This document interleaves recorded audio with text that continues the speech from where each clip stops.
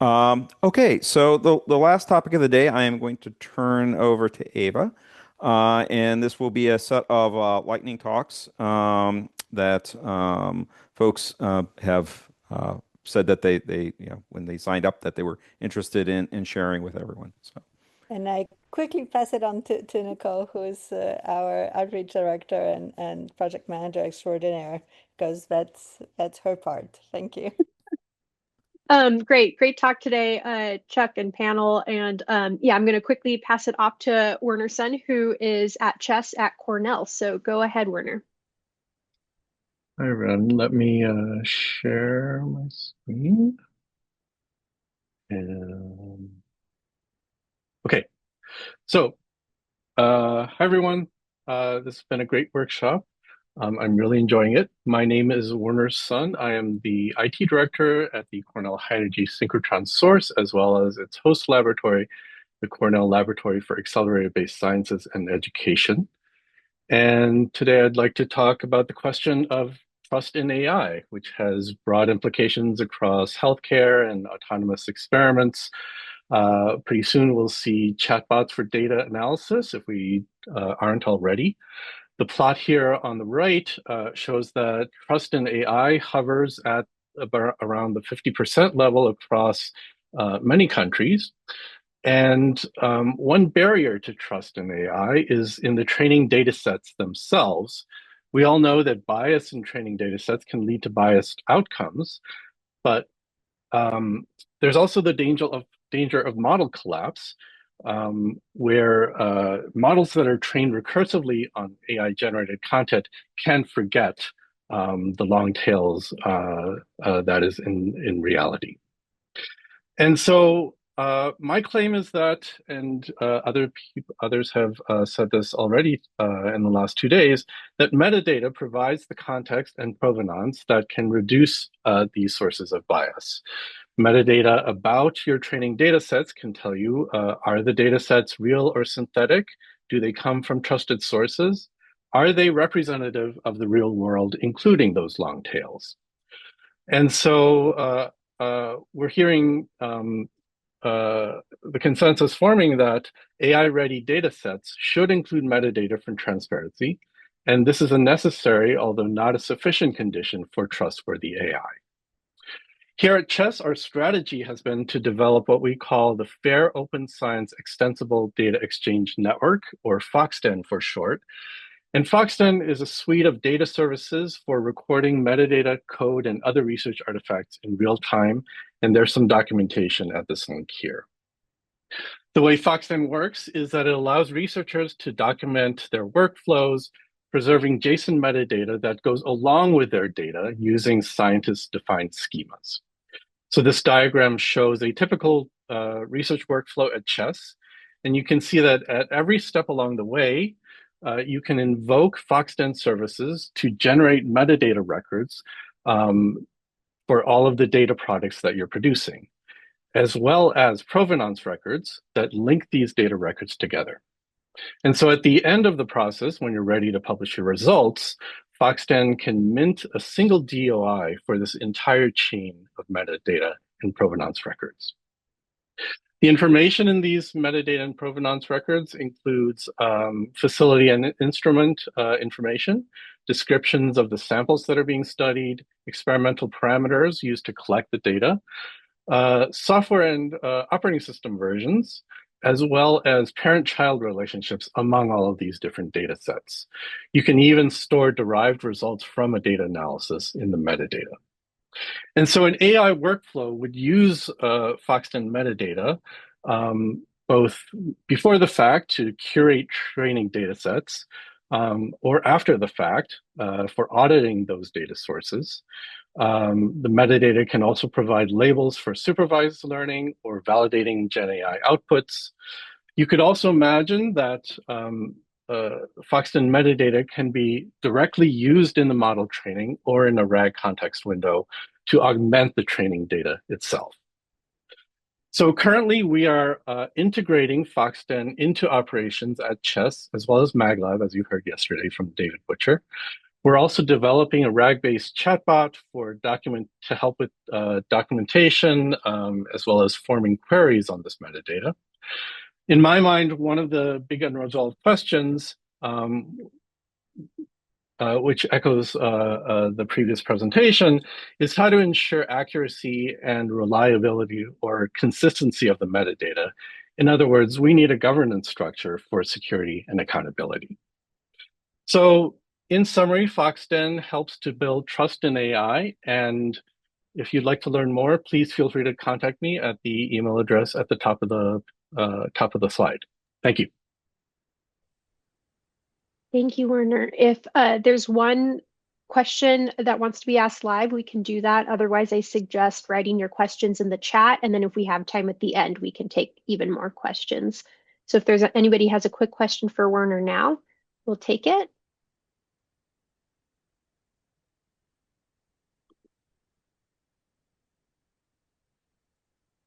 Okay, then please write your other questions in the chat, and Werner, if you don't mind checking that out in case anybody asks any. Otherwise, I'll hand it over to Bonnie Hurwitz from NC State and the NC State Bioinformatics Research Center. Go ahead.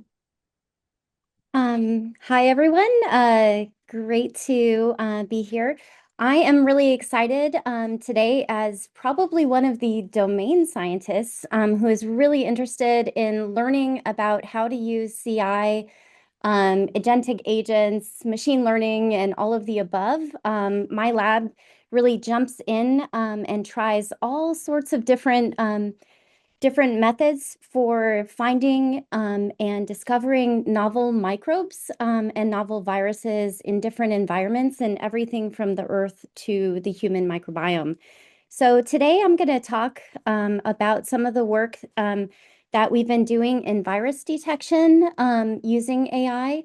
And I'm going to specifically tell you about some work that was done by one of my undergraduates with Kyle Chard and Globus Labs on kind of developing some new methods for doing self-driving bioinformatics and automating our viromics workflows for finding these novel viruses in different environments.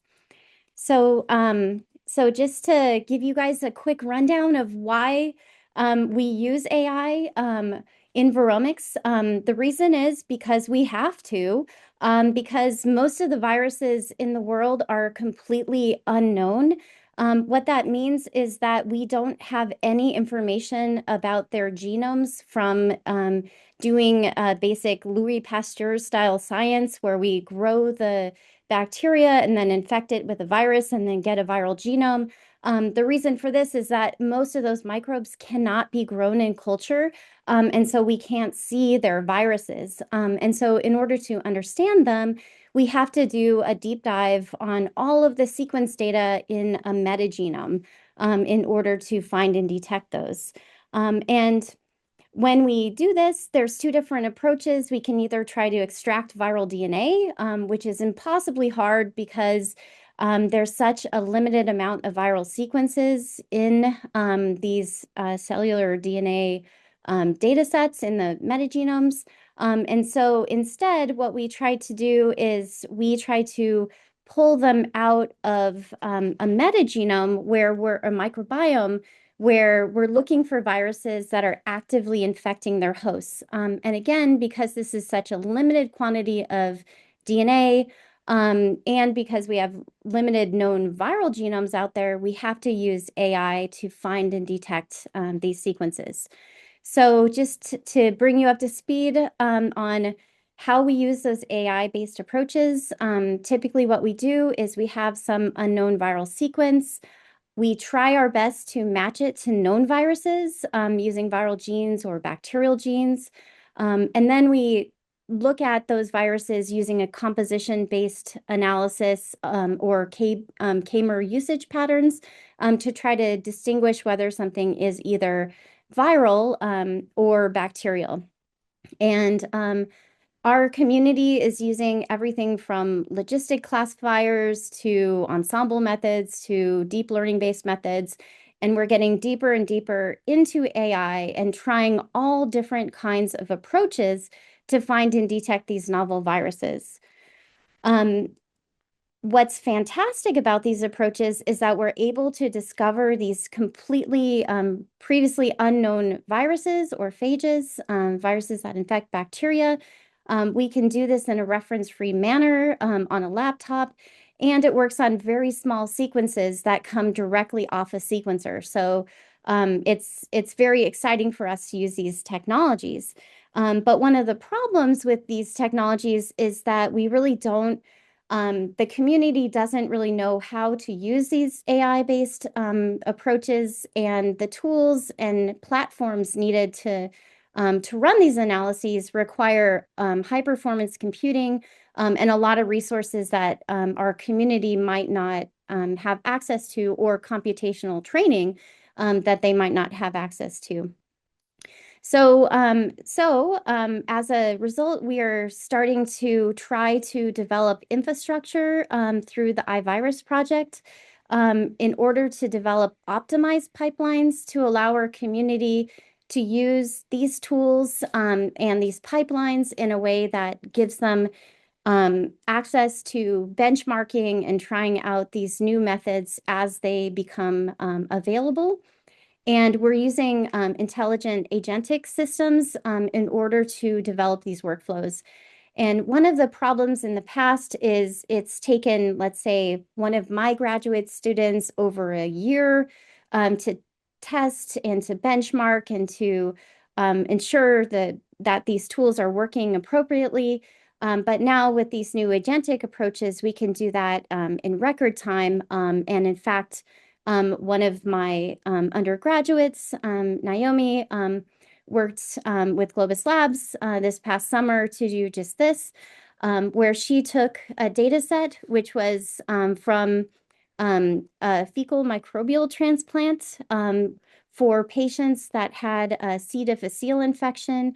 So these patients could not be cured with traditional antibiotics. And so the fecal transplant allowed them to recover their microbiome and to heal from this infection. And what we did was we used these data sets to track viruses and see if we could test out these approaches using agentic technologies to find the most optimal solution for finding and detecting these novel viruses. And so what Naomi did is she used Parcel and Academy. So we wanted to both optimize for runtime to ensure that these tools not only run very quickly, but are also optimized for finding the best solution. So she developed an AI-driven agentic workflow where she used several different viral detection tools and then developed an agent in order to check the validity of the viruses that were being detected as a result of those tools by comparing it to a database of known gut viruses, and then also testing and making sure they had complete genomes. And using this analysis, she was able to very quickly and rapidly find the best tools for the analyses. But as we all know, it's not always the best tool. It's kind of some things are better than others in different ways. So we found, certain tools performed better in terms of just matching a known database of gut viruses, whereas others had more complete and better genomes, and then other tools yet ran faster. So it's really what we found from this analysis is that it's really a combination of all of these factors that helps us define and create the best bioinformatics workflows. So I'm going to stop there with my lightning talk, and please, happy to answer any questions that you may have or ping me later for our work in this space. Thanks. Thank you, Bonnie. Well, Daniel Howard gets his presentation up. If anyone has one question for Bonnie, you can ask that now. Otherwise, as before, go ahead and put that in the chat for Bonnie, and then we'll be able to loop around if we have time at the end. Okay, thank you, Bonnie. Up next is Daniel Howard from Derecho at NCAR. Go ahead, Daniel. Yes, this is Daniel Howard. I'll be talking about numerical weather prediction as a service, so providing pre-trained AI weather forecasting services for researchers. You can contact me at dhoward@uc.edu if you need to reach out after this lightning talk. So, just as an overview, so AI for NWP. So essentially, the process by which that AI is enabled for numerical weather prediction is essentially running the forecast step in time to generate forecasts as that is quite a revolution for what weather forecasting is doing nowadays. So there's a lot of recent advancements in terms of exploring the space for researchers to experiment with and validate the outputs of many of these AI-based NWP models. And so the successful models recently have included AIFS or GraphCast, Aurora, ForecastNet, CDIF, among others. And they already show reasonable skillfulness and utility. So in the case of GraphCast and this small plot here at the bottom left, it is performing better than 90% of target variables is performing better than physics-based modeling systems. So if you want to learn more, you can read more about that particular research done in that particular context. But nonetheless, the goal here is to provide some of these tools for our user community to explore and experiment with, and learn about the ways in which AI is applied in this novel space. So there are a few community tools that exist already, including Earth2 Studio, which is primarily developed by NVIDIA, but it welcomes community input into submitting community models and AI trained models into that space. And Amoy from ECMWF, European partners, they provide a framework more for developing the training model workflow itself within these AI frameworks, as well as then the inference step, which Earth2 Studio primarily focuses just on inference. And then also at NCAR itself, we have the credit model, the Community Research Earth Digital Intelligence Twin ecosystem, and that is offering more flexible configurations and neural network architectures and remains in active development. Nonetheless, in providing some of these community tools and resources, we want to make sure we're providing them through an open access ecosystem. So we want to acknowledge that traditionally, most large-scale weather forecasting is only accessible to those with access to large-scale computing HPC systems. So one of the ways in which AI is enabling access to this is that it requires significantly fewer resources, at least for the inference step, to run many of these models. And so this offers a substantial opportunity for our community to explore and benefit from NWP research and applications.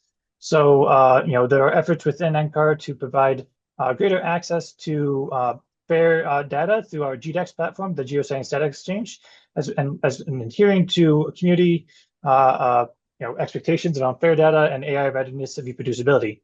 By adhering to some of these principles, we hope to increase usability and access of these AI-based weather and earth science tools to enable innovation beyond science for industry and community partners. So some example workflow repositories. So we did recently lead a machine learning bootcamp, upskilling some of our user community on some of these tools. We intend to scale this further publicly with university partners via our Comet educational program.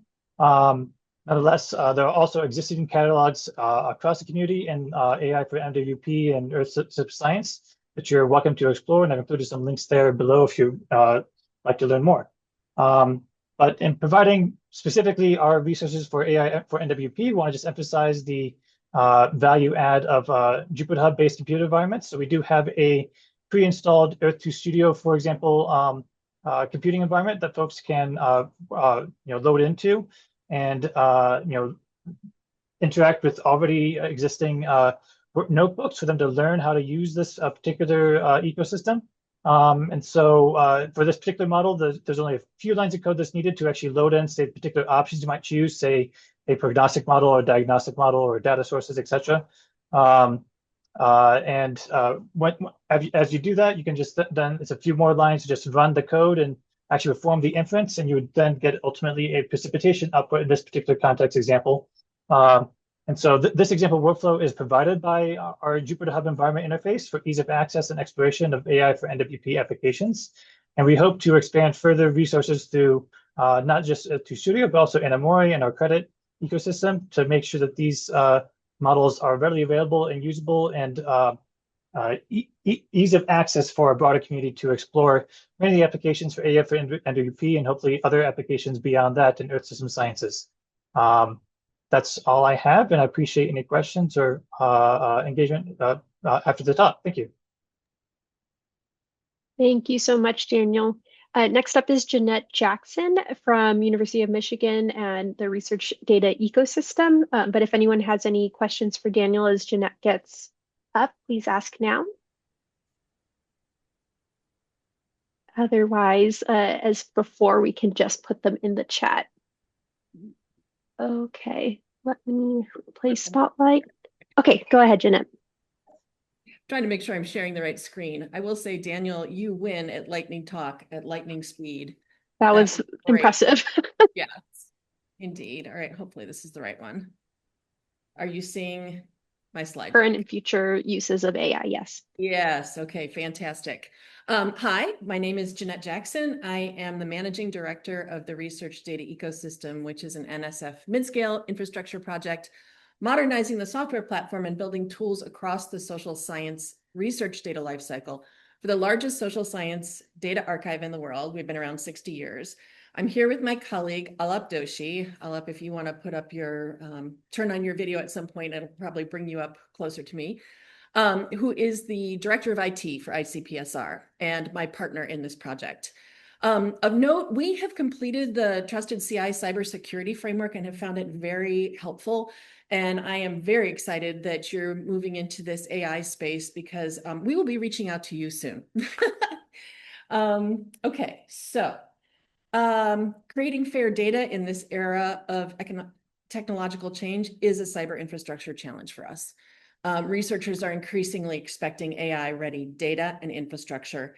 And we're in a position where our NSF grant has strengthened this national infrastructure for social science data and given us the opportunity to make it AI ready, to build it in a way that it can be AI ready.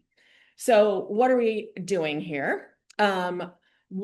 Using AI to make data fair at scale in the research data ecosystem currently means we have built a few tools through RDE. One is a tool called Turbo Curator, which uses AI to enhance metadata at ingest for the most important metadata fields for data discovery. So Turbo Curator uses ChatGPT and the ICPSR thesaurus, which relies on worldwide social science metadata standards, such as DDI and Dublin Core. The study homepage for all of our studies is being built as an AI-ready analytical environment. We are building an AI-ready secure cloud infrastructure that can be used for computation with sensitive data. And we're building an MCP, Modern Context Protocol infrastructure for APIs to enable AI systems to interact directly with RDE data.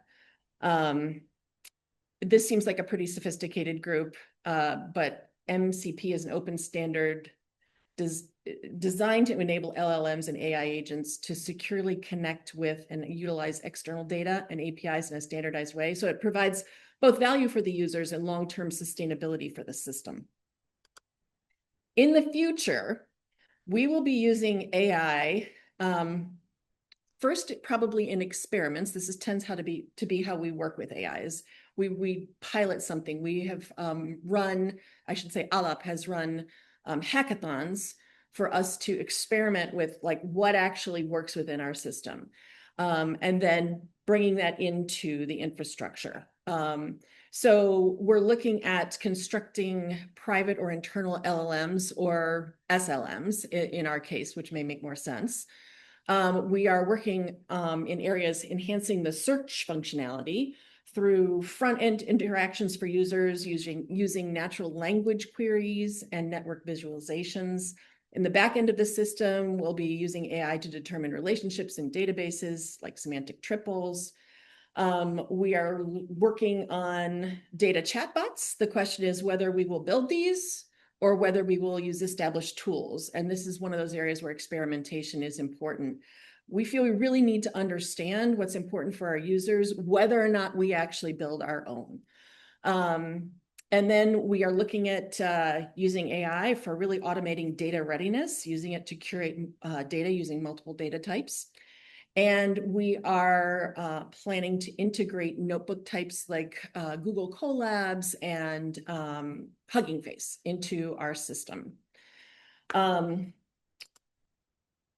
the fall, we held a workshop at ISR for International Data Archives, Social Science Data Archives. And here's a diagram of what people were currently using and where they could see future possibilities. I'll just touch on a few. I thought this might be interesting for this group. Currently, this group of folks were saying, we're using AI to conduct research and discover data. We're using it to draft survey questions and protocols. We're using it as a survey respondent, which brought up very interesting conversations. We're using it to write, clean, and optimize code, which we've heard a lot about. We're using it to categorize qualitative data. It's saving a huge amount of money because this is something that is very, very labor intensive. We're using it to extract data from non-standard formats, draft research papers, and convert data to accessible formats. In the future, some of the uses that were identified were the data chatbot concierge. Some have it in place. Some of us are just experimenting with it. Conducting multilingual survey interviews, so skip logic for different languages. Analyzing data sets with AI models, metadata creation, detecting PII or PHI, digitizing records from scanned documents, and identifying mergeable data sets. And again, this comes from a social science data lifecycle perspective. So I'll leave you with our current considerations with respect to AI. What's critical to implement for our research data pipeline now versus later? Practically speaking, it means how can users get access today to our data and use AI? We have both restricted and non-restricted data. We're building a cloud environment for people to work with restricted data. The non-restricted data, we're building this infrastructure around MCPs for APIs. When should we be the first mover versus using existing tools? Like this is where these are the spaces where we experiment and see like how much does this need to be.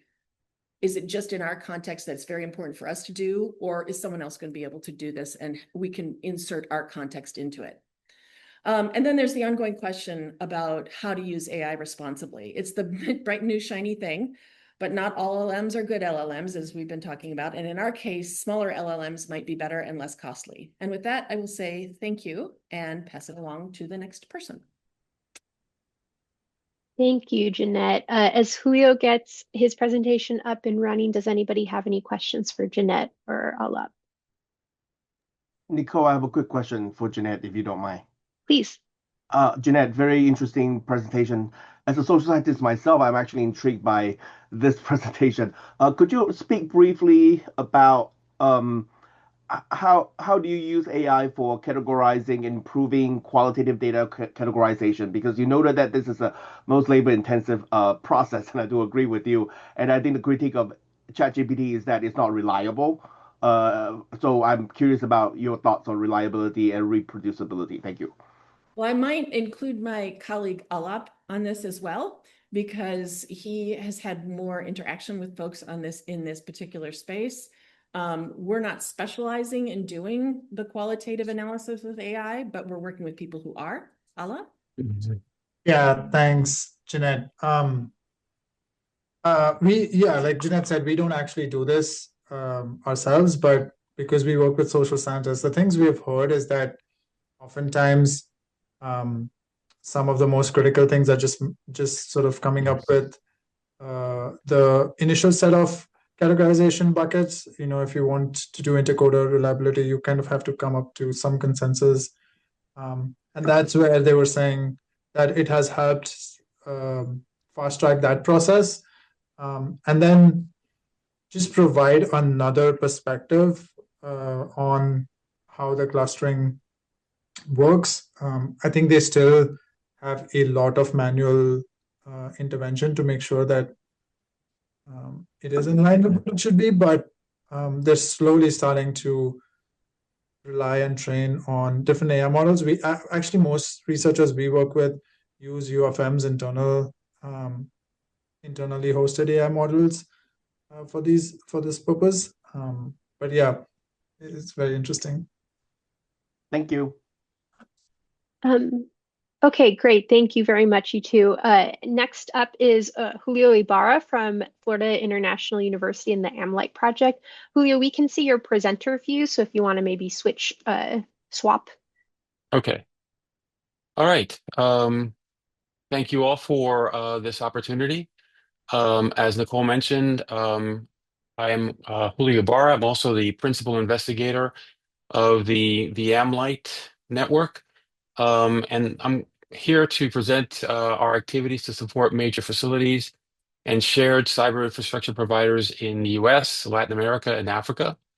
Some of you might be familiar with AmLight, but for those of you who are not, I'll start off by telling you just what AmLight is. So AmLight is a purpose-built international research and education network infrastructure.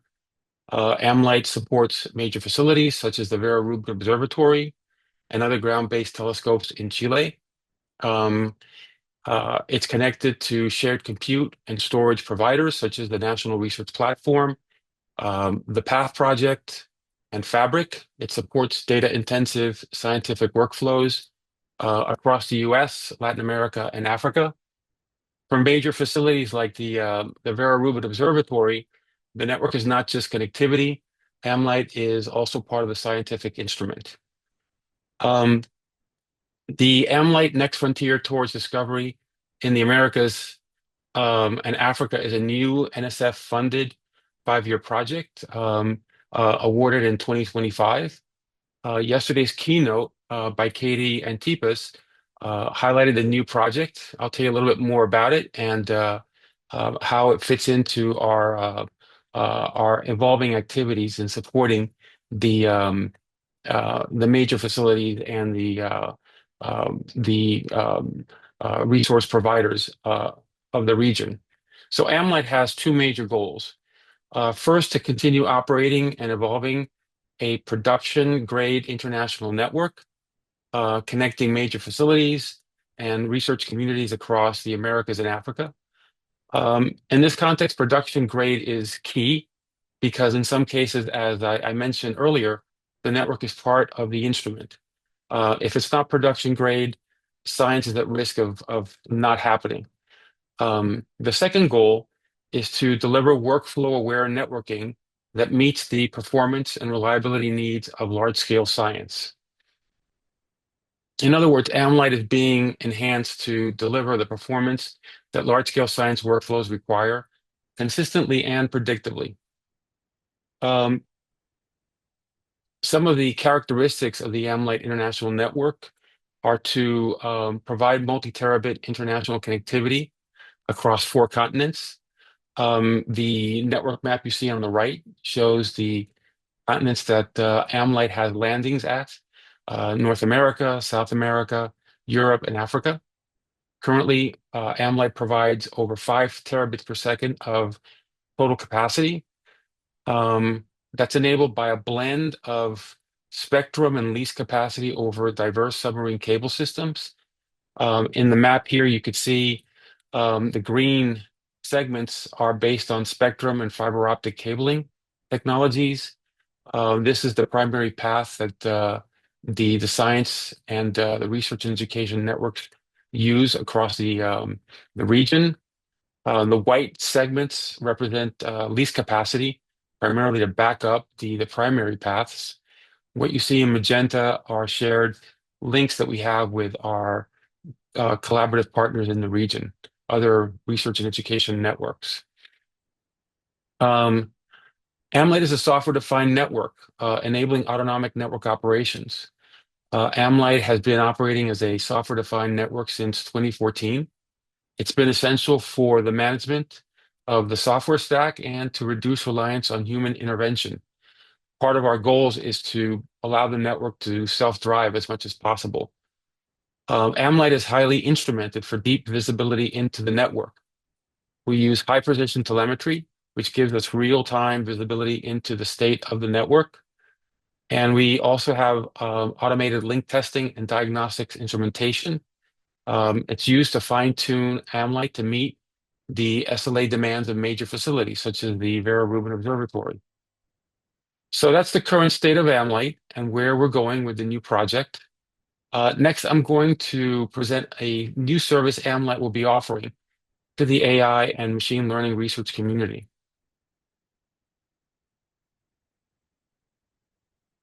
So AmLight network data is already supporting machine learning and AI research communities through a project we refer to as Lambda. Lambda refers to LLM-driven data labeling for training machine learning models.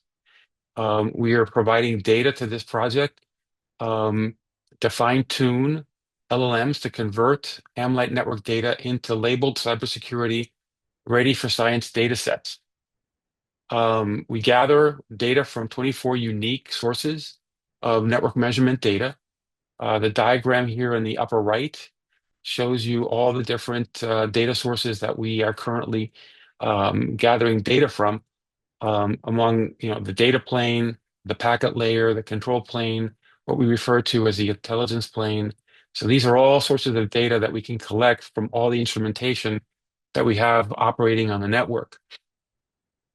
Another use case, right now, this particular use case is for cybersecurity, but we're also working on another use case for providing data for environmental sensing.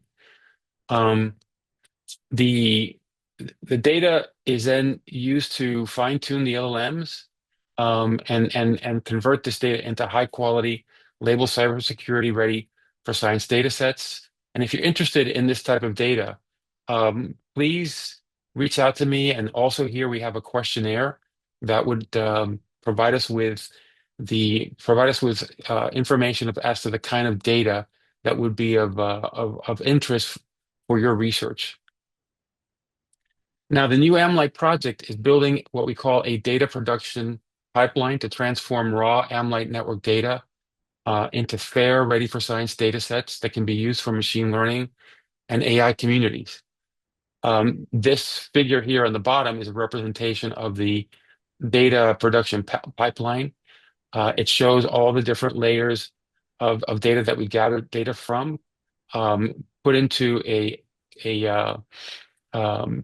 management messaging system here, which then goes into a pre-processing stage, then into data staging, and eventually comes out as ready for science data sets that can be used for a variety of different applications. Julio, if you could wrap it up, we're at time. Okay. The data sets then will be shared by leveraging collaborative projects. We plan to work with the Open Science Data Federation for broad distribution. We have partnerships with Camunda, a portal for accessing the data sets. Camunda is an NSF-funded project at USC ISI. And also FIU's research data repository and smart data pipeline.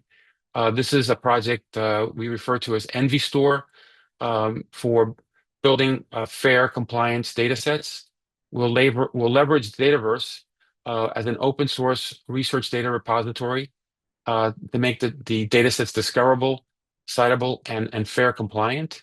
And Envy Store is a storage cluster at FIU that's funded by the NSF CC STAR program that's operating with the OSDF and Pelican Project. And I'll stop there. Thank you very much, Julio. If you have any questions for Julio, please write them in the chat. And our last speaker today is Mark Holl from CXFEL Labs at ASU. Go ahead, Mark, when you're ready. Excellent. And so I'm going to be presenting today with my colleague Sabine Botha, who is our lead in CXFEL data analysis and works a lot on data acquisition as well. So at CXFEL Labs, what we're going to be talking about today is how we're exploring using AI because it's very new to us. But in that context, it's helpful to understand a little bit about what CXFEL is. We've just completed a renovation project, and I think that maybe grabbing this pointer will be good. And so we've just completed the renovation of this part of the facility for the CXFEL. We are a RI2 mid-scale research infrastructure facility, and we're in the process of building CXFEL. But we are in the process of commissioning also the compact X-ray light source, which is in the green area shown here. Everything, of course, centralizes in the control room. And one of the main things that we're doing is our undulators are light beams, are basically infrared light as opposed to magnets at the larger FELs. Okay, and so in our efforts, right, everybody has, oops, get rid of that. Everybody has different applications that they tell people about and that we work to develop. In our case, we want to do molecular movies, medical imaging. Also, we do have some real extreme matter that we'll be using with some of our powerful lasers. Also, catalysis, cultural heritage materials. Well, so this is a lot of stuff, right? There's a lot of metadata. There's a lot of different areas out here. And so one of the questions we have is how can AI help us to reframe and expand and perhaps contract in different areas or application areas and reframe the problem and look for other ways in which we can use our light source to solve problems. Another way of looking at our facility and its renovation, same color scheme here, is the CXLS is shown here in this particular area, and the CXFEL is here. And we are now, as I mentioned, commissioning this. And so data is coming in and streaming into Sabine Botha's curatorship and her leadership and getting that experimental data turned into scientific results. She'll talk about that at the end of the presentation. So we're commissioning here. And then this is our digital, solid model of our CXFEL that we are building and in certain areas, doing the last minute checks and refining before we have the production parts made and then install them. For the CXLS that we're commissioning, as you can see, it's a complete beamline all the way from the photo injector systems all the way out through the beamline and then into a lot of different magnets that are used, accelerators that are moved, RF systems, lasers that need to be controlled and optimized. So there's a lot of optimization so that when we have our interaction point here, we can actually generate X-rays and have those be exactly the brilliant X-rays that we need for the experiments that are done at the end station. There's a lot to control. So there's a lot of cyber infrastructure that we have in the facility for network, computation, storage, and controls. All of it optimized for speed and throughput. But then also under Epics, can we use all of this infrastructure then to automatically tune our systems? It's just to show a little bit of reality. Here's our beamline, and then here's our accelerator section. And for this, we have one portion of the group, the accelerator team, that is looking to use all of this infrastructure and then to develop the digital twin for the start to end simulation models. And then to be able to make tools that are useful to a broader community, and then to explore the use of AI methods and so forth to essentially assist in perhaps the design of experiments and optimization strategies, and then also to extend and help in the use of those. But this is very preliminary. We know we need to develop the digital twin for this, but we do have a set of steps that we've outlined for this, and this is something we'll be pursuing. With that, I'm going to pass it on to my colleague Sabine, and she can tell you a little bit about results. Okay, thank you, Mark. So I just wanted to introduce one topic where we've actually applied geometric machine learning to extract some signal from our data. One of the big issues that we have, or let's say hurdles, with CXLS is that our flux is very low compared to the bigger free electron lasers, which also means that our signal is very low and it's embedded in a lot of noise. So we partnered with a team from UWM who are experts in using nonlinear Laplacian spectroanalysis to look at actual time-resolved solution scattering data from biological molecules and to see whether we could actually extract signal at the low photon counts that we will have at the CXLS. And so we compared this to the benchmark that's currently used in the industry, or in the community, which is just standard SVD, so singular value decomposition. And one of the very interesting things that we actually found is that we did indeed manage to actually get improved time resolution if we applied the NLSA instead of the SVD. But more importantly, one of the things that we saw that for us becoming a user facility was very significant is that it was very, very obvious if we had signal in the data when we applied the NLSA. Whereas with SVD, the actual eigenvectors, the modes that we included in the later analysis, it was very, very difficult to actually distinguish whether there was signal in there or whether they were just noise. And so we actually developed this into a user-friendly tool because we're hoping that down the line, when we open the doors to users, this will help them especially decide whether the experiment is actually worth pursuing and to continue on, which is something where I think that AI is very, very important, especially for people that aren't used to looking at these kinds of data, because being the first facility of the sort, this will be the first time they'll be encountering this data. So if you're interested, we just submitted this paper to Nature Scientific Reports on the last day of last year. And with that, if Mark has nothing left to say, thank you very much for listening. Yeah, thanks a lot.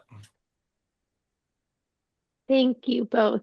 Okay, I think we're at time, although if you guys don't mind staying over, if there was an urgent question, we could take one just to be fair. I don't hear any. So then I will hand it off to Eva, I think, to just round us all out. Great, thank you. And I love the horse with Sabine in the picture there. Yeah, so thank you so much for our presenters, panelists, to Chuck and Nicole for a great day today. And I hope everybody still has some energy for tomorrow because we're talking about socio-economical, social-technical aspects of adopting AI, and Kirky and Angela Marullo from CI Compass will be leading that session. And then we also have a number of talks from folks from DOE, NASA, NOAA, and industry. So I hope people, and more polls. So please come tomorrow, and I'll look forward to seeing you all there. Thank you so much.